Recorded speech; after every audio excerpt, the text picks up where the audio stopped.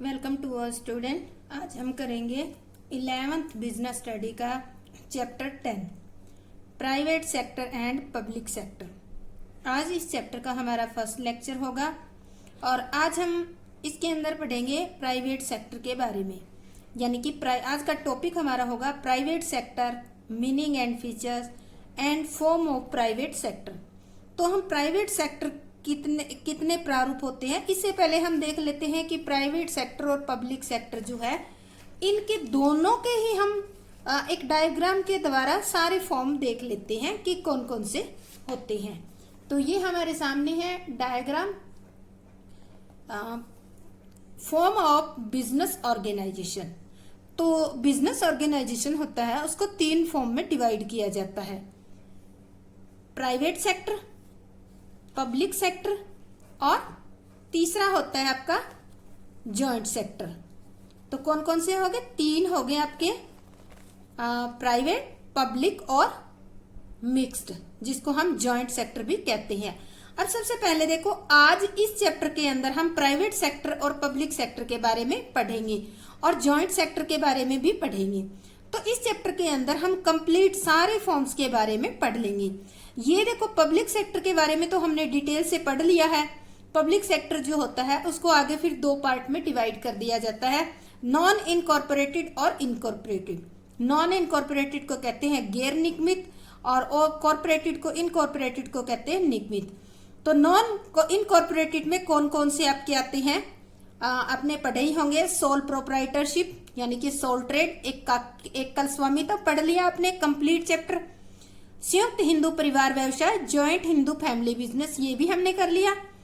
Partnership, साझेदारी, ये भी कर लिया। और ज्वाइंट वेंचर, ये भी हमने कर लिया। ज्वाइंट वेंचर भी हमने इसके अंदर आ गया था, हमने कर लिया। अब इसके बाद आता है इनकॉर्पोरेटेड सेक्टर। इनकॉर्पोरेटेड जो सेक्टर होता है इसको आगे फिर 2 पार्ट में डिवाइड कर दिया जाता है। इसमें आते हैं जॉइंट स्टॉक कंपनी। आपने कंपनी ऑर्गेनाइजेशन जो पढ़ा है वो हमारा जॉइंट स्टॉक कंपनी का जो है इसमें। सेकंड आता है कोऑपरेटिव एंटरप्राइजेस। इसमें वो आता है जो कोऑपरेटिव सोसाइटी का आपने चैप्टर पढ़ा है वो आता है। तो कहने का मतलब है कि प्राइवेट सेक्टर जो है इसके बारे में हम डिटेल से पढ़ चुके हैं, अलग अलग चैप्टर के बारे में। आज हम इस कंप्लीट चैप्टर में जब स्टडी करेंगे तब भी हम इसको थोड़ा थोड़ा करके हम फिर भी स्टडी करेंगे। और आज डिटेल से हम कौन सा सेक्टर करेंगे? पब्लिक सेक्टर करेंगे। तो पब्लिक सेक्टर देखो, पब्लिक सेक्टर को भी आगे 2 पार्ट में डिवाइड किया गया है, नॉन कॉर्पोरेटेड, नॉन इनकॉर्पोरेटेड और इनकॉर्पोरेटेड। अब देखो, नॉन इनकॉर्पोरेटेड आता है, नॉन इनकॉर्पोरेटेड में केवल डिपार्टमेंटल अंडरटेकिंग आते हैं। क्या होते हैं? Non incorporated. अब देखो, थोड़ा सा आपको बारे में ये बता दूं कि ये जो नॉन इनकॉर्पोरेटेड और इनकॉर्पोरेटेड होते क्या है, नॉन इनकॉर्पोरेटेड और इनकॉर्पोरेटेड। यानी कि नॉन इनकॉर्पोरेटेड तो वे एंटरप्राइजेस होते हैं जिनका हमें स्टार्ट करने के लिए किसी प्रकार का कोई रजिस्ट्रेशन करवाने की जरूरत नहीं होती। और इनकॉर्पोरेटेड में वो ऑर्गेनाइजेशन आते हैं जिनको स्टार्ट करने से पहले आपको रजिस्ट्रेशन करवाना पड़ते हैं। इनके कुछ एक्ट होते हैं, नियम होते हैं, उनके अकॉर्डिंग ही आपको ये बिजनेस चलाना पड़ता है। इस कारण से इनको 2 पार्ट में डिवाइड किया है, नॉन इनकॉर्पोरेटेड और इनकॉर्पोरेटेड। तो incorporate, non incorporated public sector में आता है डिपार्टमेंटल अंडरटेकिंग, विभागीय उपक्रम। इसके बाद आता है इनकॉर्पोरेटेड जो है, इसमें आएंगे स्टेटरी या पब्लिक कॉर्पोरेशन आ जाएंगे, वैधानिक या सार्वजनिक निगम जिनको कहते हैं वो आ जाएंगे, और सरकारी कंपनी, गवर्नमेंट कंपनी, ये आ जाएंगे। तो आज ये तो थे हमारे प्राइवेट और पब्लिक सेक्टर के कुछ अलग अलग पार्ट्स। तो देखो, हमने प्राइवेट सेक्टर के बारे में तो डिटेल से चैप्टर भी पढ़ लिए, तो इनका तो हम शॉर्ट में पढ़ेंगे, ठीक है। और जो पब्लिक सेक्टर है इसके बारे में अभी हमने स्टडी नहीं की है, तो इनके जितने भी है, जैसे कि 3 हो गए हमारे, नॉन इनकॉर्पोरेटेड में आता है डिपार्टमेंटल अंडरटेकिंग, इसको भी डिटेल से पढ़ेंगे। और पब्लिक कॉर्पोरेशन और गवर्नमेंट कंपनी है, इनको भी डिटेल में स्टडी करेंगे। इसके बाद आता है जॉइंट सेक्टर। जॉइंट सेक्टर के नाम से ही आप समझ जाते होंगे कि यानी कि या तो प्राइवेट और जो पब्लिक है दोनों मिक्स होके चलाते हैं तो उसको जॉइंट सेक्टर कहते हैं। इसको भी हम स्टडी करेंगे। तो ये सबसे छोटा सा पोर्शन है आपका। ये पोर्शन हम डिटेल में कर चुके हैं, तो थोड़ा सा करेंगे हम, यानी कि शॉर्ट में करेंगे। और आज हम डिटेल में करेंगे पब्लिक सेक्टर क्या होता है और इसके कौन कौन से ये तीनों जो पार्ट है उनको डिटेल में स्टडी करते हैं। तो चलो अभी हम स्टार्ट करते हैं हमारा प्राइवेट सेक्टर के बारे में जानने के लिए कि प्राइवेट सेक्टर होता क्या है, इसका मीनिंग पढ़ेंगे। इससे पहले आप मेरे चैनल को अगर फर्स्ट टाइम देख रहे हैं तो सब्सक्राइब कर दें और लाइक तो जरूर कर दें। तो हमारा स्टार्ट करते हैं। मीनिंग ऑफ प्राइवेट सेक्टर यानी कि निजी क्षेत्र का अर्थ क्या होता है। निजी, इसके नाम से ही पता चल रहा है निजी क्षेत्र के उपक्रमों की स्थापना निजी स्वामित्व के रूप में की जाती है। निजी स्वामित्व यानी कि जो प्राइवेट लोग है, यानी कि गवर्नमेंट नहीं होती इसके अंदर, गवर्नमेंट जहां नहीं होती है वो क्या होता है, निजी होती है। इस क्षेत्र के उपक्रमों को निजी कहने का अभिप्राय यह है कि इन पर स्वामित्व पूर्णतः निजी लोगों का होता है और किसी भी राज्य या केंद्रीय सरकार का स्वामित्व के दृष्टिकोण से कोई हस्तक्षेप नहीं होता। यानी कि पूर्ण स्वामित्व पूर्णतः निजी लोगों का होता है और किसी भी राज्य या केंद्रीय सरकार का स्वामित्व के दृष्टिकोण से कोई हस्तक्षेप नहीं होता। यानी कि ये निजी लोगों के द्वारा चलाए जाते हैं, निजी लोगों के द्वारा कैपिटल लगाई जाती है, निजी लोगों के द्वारा ही संचालन किया जाता है और इसके अंदर जो प्रॉफिट होता है वो भी जो इसको चलाने वाले उनको ही मिलता है। तो इसके कोई एग्जांपल लेते हैं, जैसे एडीएजी ग्रुप हो गया हमारा, रिलायंस हो गया, अंबानी ग्रुप हो गया, इनके बहुत सारे हैं तो मैंने एक एक नाम लिखा है। रिलायंस पावर आपने सुना हुआ है, रिलायंस रिटेल आपने सुना है, रिलायंस कम्युनिकेशन आपने सुना है। तो ये कुछ ऐसे निजी क्षेत्र के उपक्रम है जिन पर निजी लोगों का ही अधिकार है, गवर्नमेंट इनमें इंटरफेयर नहीं करती। तो ऐसे क्षेत्र आप शॉर्ट में कह सकते हो कि ऐसा सेक्टर या ऐसा उपक्रम जिसकी स्थापना निजी लोगों के द्वारा पूंजी लगाकर की जाती हो, संचालन भी उनके द्वारा किया जाता हो, प्रॉफिट के उद्देश्य से चलाया जाता हो और इसका प्रॉफिट लॉस भी उन्हीं को मिलता हो। तो ऐसे जो उपक्रम होते हैं उनको हम निजी उपक्रम या निजी क्षेत्र के उपक्रम कहते हैं। तो ये तो था हमारा निजी क्षेत्र का मीनिंग। इसके बाद नेक्स्ट हमारा आता है फीचर्स ऑफ प्राइवेट सेक्टर, यानी कि जो हमारा प्राइवेट सेक्टर के बारे में हम स्टडी कर रहे हैं इसकी विशेषताएं क्या है। तो सबसे पहले देखो इनकी विशेषता, जैसे मीनिंग के अंदर हमारी लगभग मोस्टली विशेषताएं आ गई है, उनको हम डिटेल में स्टडी करेंगे क्योंकि बिजनेस स्टडी में हमें थ्योरी लिखनी होती है तो हम थ्योरी के लिखने के तरीके से ही स्टडी करेंगे पॉइंट बनाकर। तो देखो पहला होता है प्राइवेट मोटिव, लाभ कमाने का उद्देश्य या लाभ का उद्देश्य।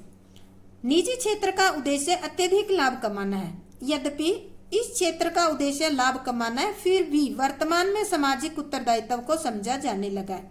यानी कि देखो प्राइवेट सेक्टर जो होता है ऑलमोस्ट प्रॉफिट अर्न करने के लिए ही प्राइवेट लोगों के द्वारा कैपिटल लगाकर इसको चलाया जाता है और प्रॉफिट कमाया जाता है। पर आज का जमाना जो है इसमें बहुत ज्यादा कंपटीशन है और कुछ समाज की भी जरूरत है कि ये जो क्षेत्र है अगर हमारे से, क्योंकि ये समाज में ही पलते फूलते हैं, समाज के लोगों द्वारा चलाए जाते हैं, तो समाज भी ये चाहता है कि ये जो प्राइवेट सेक्टर है ये समाज की भी सेवा करे। जैसे अभी आपने देखा होगा कि ये कोरोना चल रहा है, इसमें बहुत सारे ऐसे प्राइवेट उपक्रम है, उनके ऑनर जो है उन्होंने डोनेशन दिया है सरकार को कि वो लोगों की हेल्प करे इस महामारी से बचाव के लिए। तो इस प्रकार इनका क्या हो गया, वर्तमान में सामाजिक उत्तरदायित्व भी ये समझने लग गए हैं और वो भी अपना पूरा करते हैं। नेक्स्ट आता है प्राइवेट ओनरशिप, निजी स्वामित्व। इस क्षेत्र के उपक्रमों पर स्वामित्व पूर्णतः निजी लोगों का होता है, किसी भी राज्य केंद्रीय सरकार का हस्तक्षेप नहीं होता। यानी कि इनके स्वामित्व में गवर्नमेंट का कोई भी इंटरफेरेंस नहीं होता। पर ये भी क्या होते हैं, गवर्नमेंट ने जो रूल रेगुलेशन बना रखे हैं उनके अकॉर्डिंग ही चलाते हैं, पर गवर्नमेंट इनके अंदर ओनरशिप के अंदर इंटरफेरेंस नहीं करती, यानी कि इनके डिसीजन को अफेक्ट नहीं करती अगर ये रूल के अकॉर्डिंग डिसीजन लेते हैं और बिजनेस को चलाते हैं। नेक्स्ट आता है हमारा profit as evidence of success. लाभ ही सफलता की कसौटी है।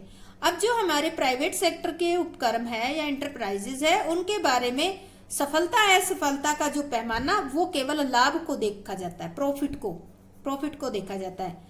निजी क्षेत्र के उपक्रमों की सफलता को लाभ की मात्रा से मापा जाता है, लेकिन अब इसके सामाजिक उत्तरदायित्व का भी महत्व बढ़ता जा रहा है। यानी कि जो प्राइवेट सेक्टर होते हैं उनमें कोई प्राइवेट सेक्टर सक्सेस है या सक्सेस नहीं है, उसको देखने का तरीका एक ही है कि जो सेक्टर यानी कि जो उपक्रम ज्यादा लाभ कमा रहा है वो उपक्रम सक्सेस होगा, सफल होगा, और जो नहीं कमा रहा है वो असफल होगा। पर लेकिन अब वर्तमान समय के अंदर ये भी देखा जाता है कि जो उपक्रम सामाजिक उत्तरदायित्व को ज्यादा पूरा करता है, यानी कि समाज की सेवा में भी लगा रहता है, वो उपक्रम ज्यादा सक्सेस माना जाता है। अब एक सीधी सी बात है, सामाजिक उत्तरदायित्व पहले उपक्रम का अपना जो प्रॉफिट होगा, अपना खर्चा निकलेगा, बचे हुए पैसे से वो समाज की सेवा करेगा। तो इस तरह से जिनके प्रॉफिट अच्छे होते हैं वो ज्यादा समाज की सेवा करते हैं। तो अब एक क्राइटेरिया और भी बना दिया कि जो सामाजिक उत्तरदायित्व को भली भांति समझता है और उसको पूरा करता है वो सक्सेस माना जाता है। पर ये सारा का सारा खेल किस पे होता है? प्रॉफिट पे ही होता है। इसके बाद फोर्थ हमारा आता है प्राइवेट मैनेजमेंट, निजी प्रबंध। इनका प्रबंध स्वयं व्यवसाय के स्वामियों के द्वारा ही किया जाता है। ये जो सेक्टर होते हैं इनका प्रबंध जो लोग पूंजी लगाते हैं वो ही करते हैं। कोई गवर्नमेंट इसके अंदर या गवर्नमेंट का कोई जो नॉमिनेटेड बंदा है वो इसके अंदर इंक्लूड नहीं होता। इसके बाद आता है form of private enterprises.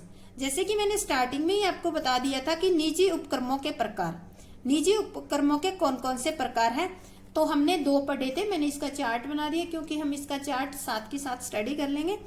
Non incorporated हो गया, इनकॉर्पोरेटेड 2 में बांट दिया। नॉन इनकॉर्पोरेटेड में कौन सा आता है? सोल ट्रेड, एकल स्वामित्व, joint stock, joint Hindu family आ गया आपका, संयुक्त हिंदू परिवार और संयुक्त हिंदू परिवार व्यवसाय, पार्टनरशिप और जॉइंट वेंचर, संयुक्त साहस।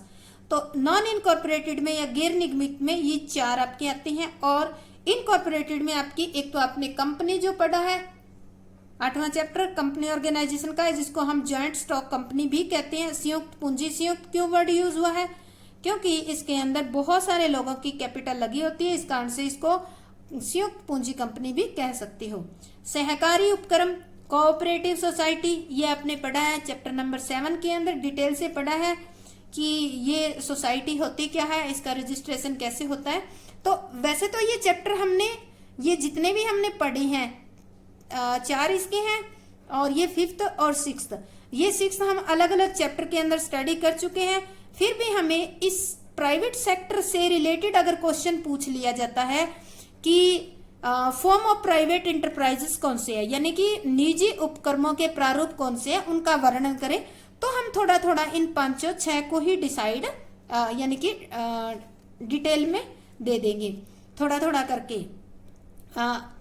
4 ये हो गए हमारे, इसी तरह से देंगे। अगर आपका क्वेश्चन 8 नंबर का आ जाता है तो ये दिखाओ नॉन इनकॉर्पोरेटेड कौन से, इनकॉर्पोरेटेड कौन से, फिर इनको थोड़ा थोड़ा एक्सप्लेन करो, फिर इनको भी। ये नहीं है कि जैसे आपने पूरा चैप्टर पढ़ा है वो यूं का यूं चेप देना है, ऐसा नहीं है। यहाँ पे form of private enterprises explain करने के लिए कहा गया है, तो आप शॉर्ट में ही दोगे, इन सबको शॉर्ट में ही एक्सप्लेन करोगे, बहुत ज्यादा डिटेल में देने की जरूरत नहीं है क्योंकि चैप्टर के रूप में हम पढ़ चुके हैं। अब आता है हमारा गैर निगमित उपक्रम। अब देखो गैर निगमित ये होता क्या है? गैर निगमित, नॉन इनकॉर्पोरेटेड वर्ड बोला इसके अंदर, तो इसका भी कई बार आ जाता है गैर निगमित क्या क्या अभिप्राय है। तो इस श्रेणी में आने वाले उपक्रमों या व्यावसायिक संगठनों का बिना पंजीकरण के शुरू किया जा सकता है।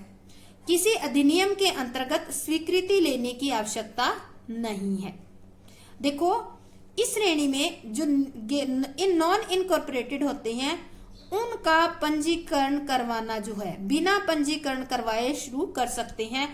किसी भी अधिनियम के अकॉर्डिंग स्वीकृति लेने की आवश्यकता नहीं होती। कौन कौन से होते हैं?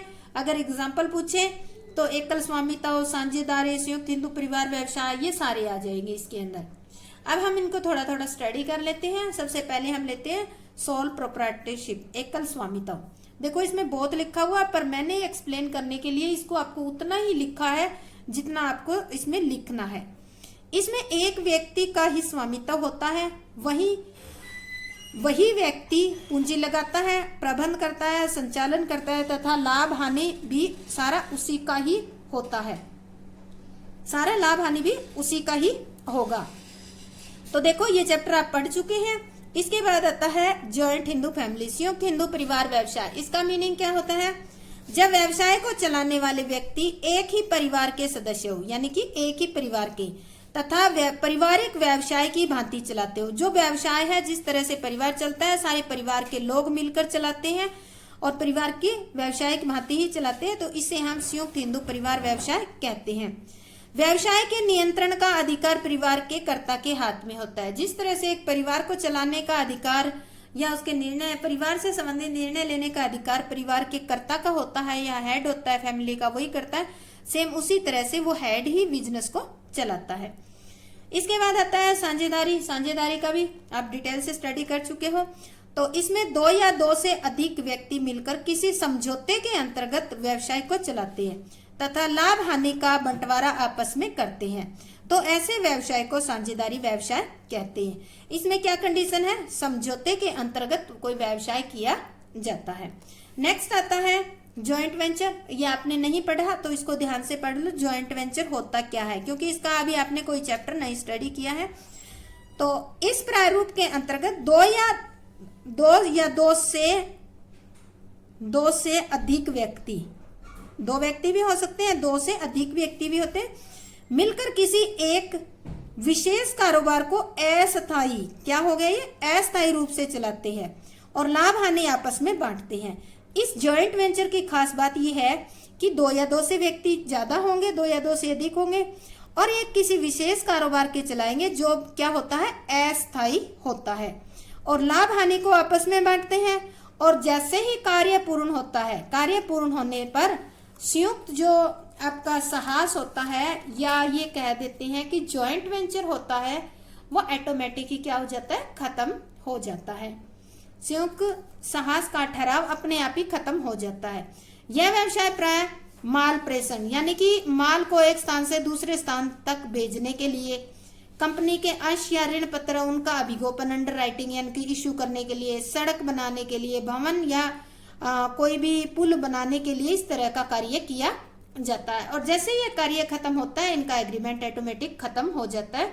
इस कारण से इसको जॉइंट वेंचर कहा जाता है और इसका क्या होता है, ये टेम्परेरी टाइम के लिए होता है, यानी कि परमानेंट नहीं होता। इसके बाद आता है इनकॉर्पोरेटेड, निगमित उपक्रम क्या होते हैं।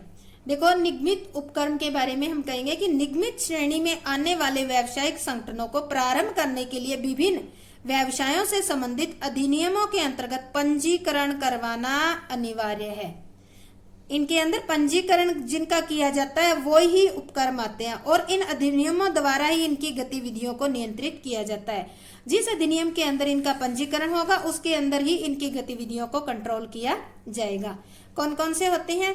सबसे पहले जॉइंट स्टॉक कंपनी, आपने पढ़ लिया कंपनी ऑर्गेनाइजेशन में, वही है संयुक्त पूंजी कंपनी। कंपनी की स्थापना कंपनी अधिनियम 1956 के अंतर्गत होती है। यह विधान द्वारा निर्मित एक कृत्रिम व्यक्ति है। कंपनी का अस्तित्व इसके सदस्यों से अलग होता है, सदस्यों का दायित्व सीमित होता है और इसका संचालन अंशधारियों द्वारा चुने हुए प्रतिनिधियों द्वारा किया जाता है, जिन्हें संचालक कहते हैं। यानी कि इसमें बहुत सारे लोग मिलकर पूंजी लगाते हैं और देखो इनका संचालन जो पूंजी लगाते हैं वो खुद नहीं करते, इनके द्वारा नॉमिनेटेड बंदे होते हैं, जो भी अंशधारी होते हैं वो चलाते हैं और उन नॉमिनेटेड बंदों को क्या कहते हैं, हम संचालक कहते हैं। इसका जो है इनकॉर्पोरेटेड का सेकंड जो पार्ट आता है वो आता है आपका कोऑपरेटिव एंटरप्राइजेस, सहकारी उपक्रम। ये आपने पढ़ा हुआ चैप्टर। इसका पंजीकरण सहकारी समिति अधिनियम 1912 के अंतर्गत किया जाता है। जैसे कौन कौन से एग्जाम्पल से समझ आ जाए, उपभोक्ता सहकारी समिति, किसान सहकारी समिति, इस तरह की जो समितियां होती हैं वो होती है। अब देखो इनका पंजीकरण सहकारी समिति अधिनियम 1912 के अंतर्गत किया जाता है और इसी अधिनियम के अंतर्गत इनकी गतिविधियों को नियंत्रित किया जाता है।